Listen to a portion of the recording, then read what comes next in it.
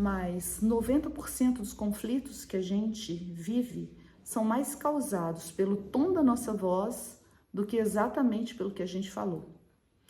Eu já vi um pai, ele precisava estudar e ele tinha que embalar o bebê porque a criança chegou, ele ainda estava na faculdade, e ele pegava as aulas de química dele e ele ia lendo as aulas de química como se ele estivesse lendo um conto de fadas, e o bebê dormia. Ou seja, comprovadamente, o tom da sua voz tem muito mais a ver com a realidade que você vive do que o que você está falando, porque às vezes que você está falando é muito verdadeiro, mas o tom, a agressividade, aquilo tudo que você jogou dentro de você está vindo à tona, pode trazer aquilo ali um conflito muito maior do que você dizer uma verdade com um tom tranquilo, calmo e que pode ser ouvido pelo outro. Então hoje esse vídeo ele trata justamente das relações, de como melhorar a sua relação com o próximo.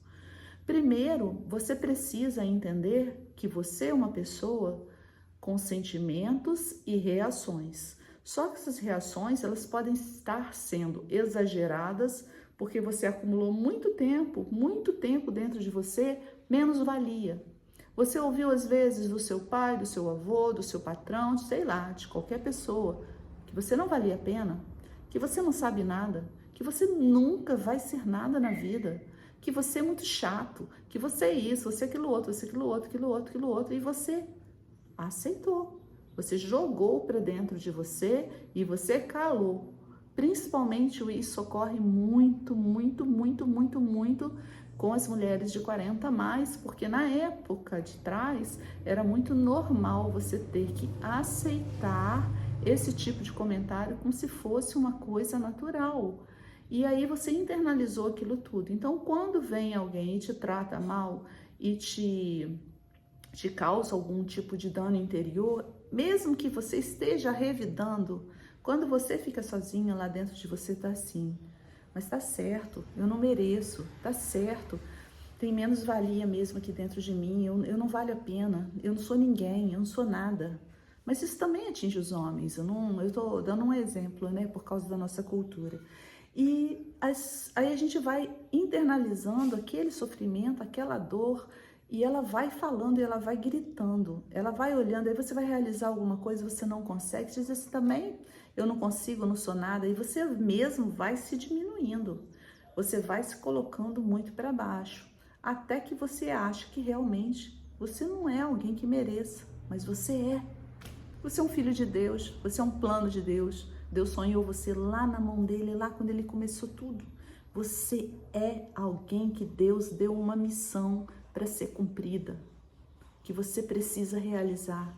Você só precisa descobrir tudo que você tem dentro de você de ruim, colocar para fora e assumir a sua postura e sua altura de simplesmente filho do Altíssimo. E por isso que hoje a gente gostaria, assim, muito de colocar para vocês essa questão da proteção de Deus por cada um de nós, por cada pessoa que é importante. Tem uma história, eu gosto muito dessa história, eu acho que tem muito a ver com aquilo que a gente acredita, com aquilo que a gente sonha, com aquilo que a gente pode transformar na nossa vida. E isso traz para mim assim uma alegria muito grande. Eu gostaria de partilhar com vocês essa história. Ela vai dizer para vocês que mesmo que a vida de vocês pareça perdida, ela pareça errada, ela pareça que não vai dar certo, que você chegou ao fundo do poço, que o derrotado já colocou as garras dele em cima de você e que ele vai pegar você e vai te destruir, que a sua vida não vale mais a pena.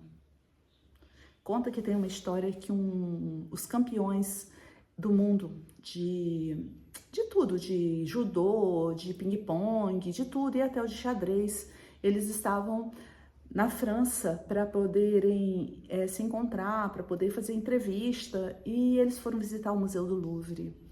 E quando eles chegaram nessa visita ao Museu do Louvre, eles tiveram uma surpresa muito grande, muito bonito e tudo, e eles passaram diante de um quadro muito grande. Nesse quadro aparecia o demônio com a mão no queixo, rindo, e um homem com as mãos na cabeça, desesperados, de uma mesa de lado de xadrez, o demônio de um lado, o homem do outro, e no meio existia um anjo observando a partida para ver quem realmente ganharia. E aí estava escrito logo assim abaixo, na moldura, né, escrito abaixo o nome da obra chamado Checkmate. E aí o campeão de xadrez, olhando aquele quadro, se deixou ficar ali, ele não notou que a comitiva seguiu à frente, ele continuou ali olhando o quadro. Quando ele olhou o quadro, de repente o guia deu falta dele, voltou, ele falou assim, olha, nós já estamos na outra ala, e ele falou assim, olha, esse quadro aqui tá errado.